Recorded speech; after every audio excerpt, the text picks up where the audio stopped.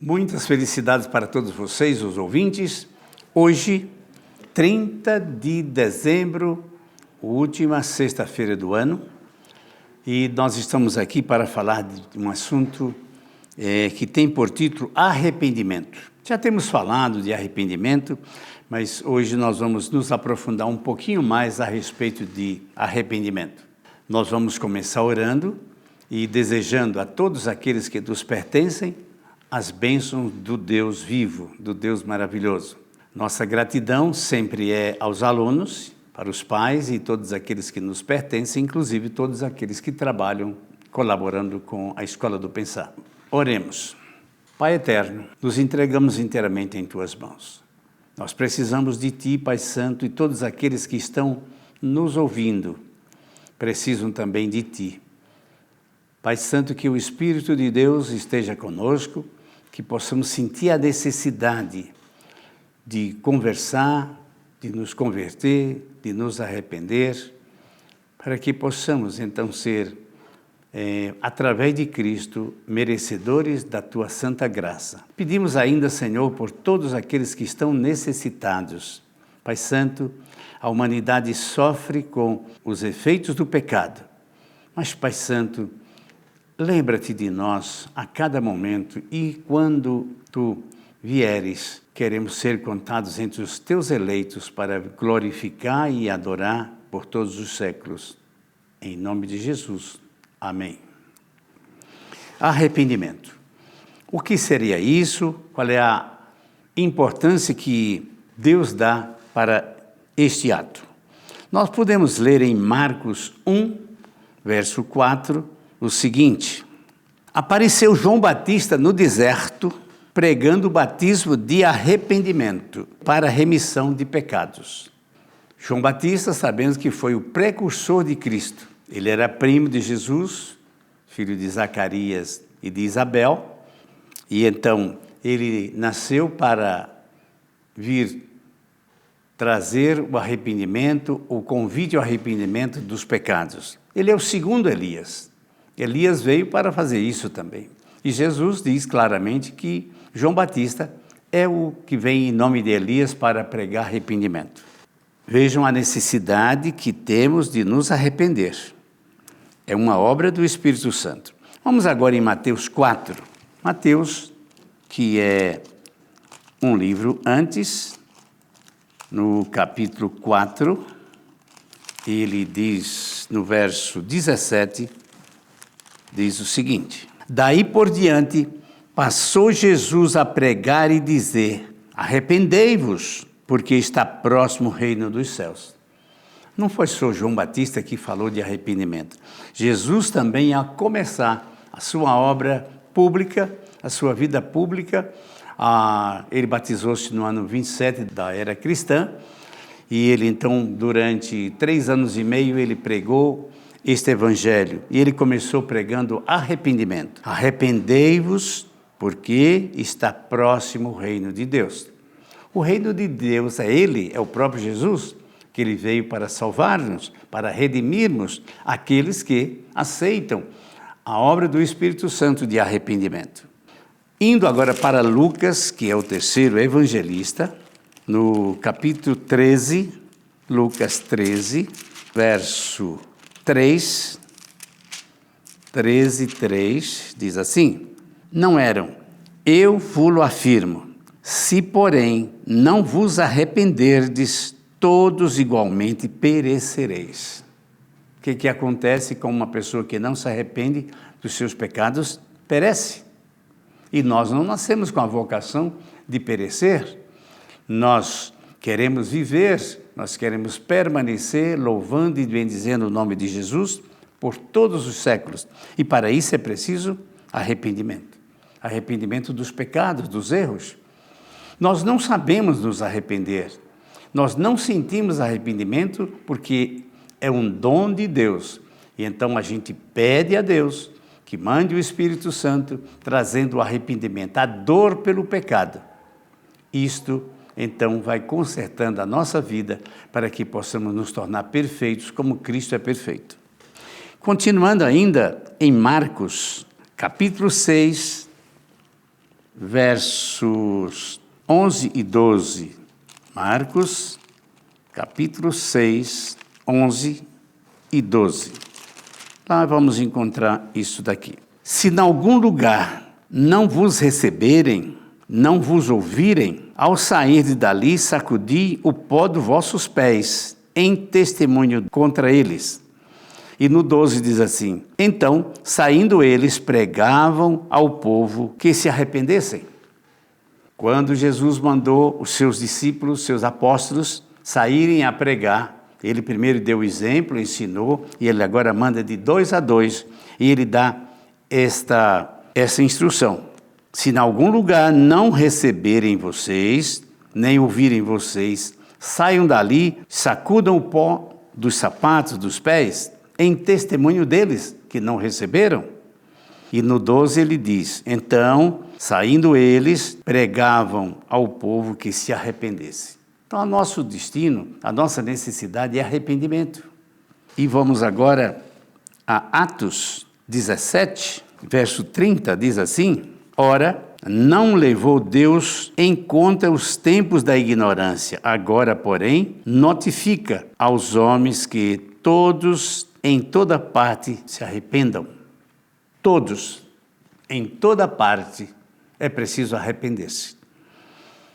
Vocês percebem que o arrependimento é uma necessidade primeira, é uma necessidade para poder deixar os pecados, ser lavados por Cristo. Quando você se arrepende, os seus pecados são perdoados e jogados no fundo do mar.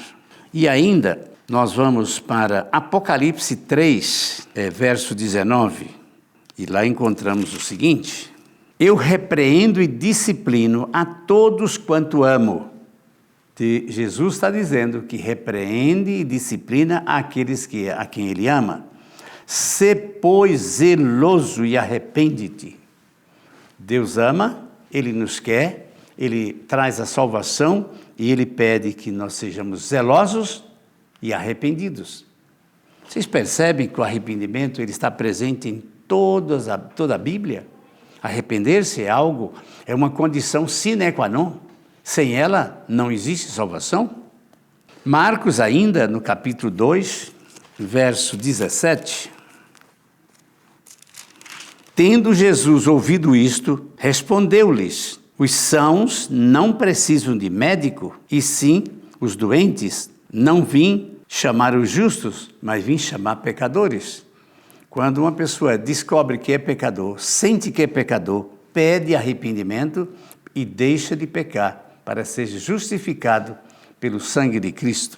E ainda em Lucas 15, verso 7, digo-vos que assim haverá maior júbilo no céu por um pecador que se arrepende do que por 99 justos que não têm necessidade de arrependimento. Já que todos pecaram, nenhum justo sequer. Então, há necessidade de arrependimento. E Jesus diz que há júbilo no céu, há alegria no céu quando um pecador se arrepende. Eu ou você, que experimentamos o arrependimento, há uma festa no céu. Um só que se arrepende, há uma festa no céu. Vamos então provocar uma festa no céu, pedindo a Jesus que nos dê o arrependimento dos nossos males, dos nossos erros, para que sejamos então apresentados perante o Pai como justos. Ainda Apocalipse 16, no verso 11, diz assim: e blasfemaram o Deus do céu por causa das angústias e das úlceras que sofriam, e não se arrependeram de suas más obras. Isto é, lá no final, no quinto flagelo, quando o quinto flagelo chegar, ainda vai ter necessidade de arrependimento. Então, o verso diz assim: e blasfemaram o Deus do céu por causa da angústia que estão sofrendo, das úlceras que sofriam, e não se arrependeram de suas obras. Isso aqui já é passado. Nós precisamos hoje é o dia da nossa conversão.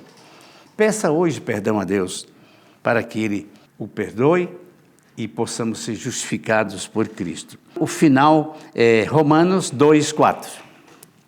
Romanos 2:4, vamos ver o seguinte: ou desprezas a riqueza de sua bondade e tolerância e longanimidade, ignorando que a bondade de Deus é que te conduz ao arrependimento. A bondade de Deus conduz-nos ao arrependimento.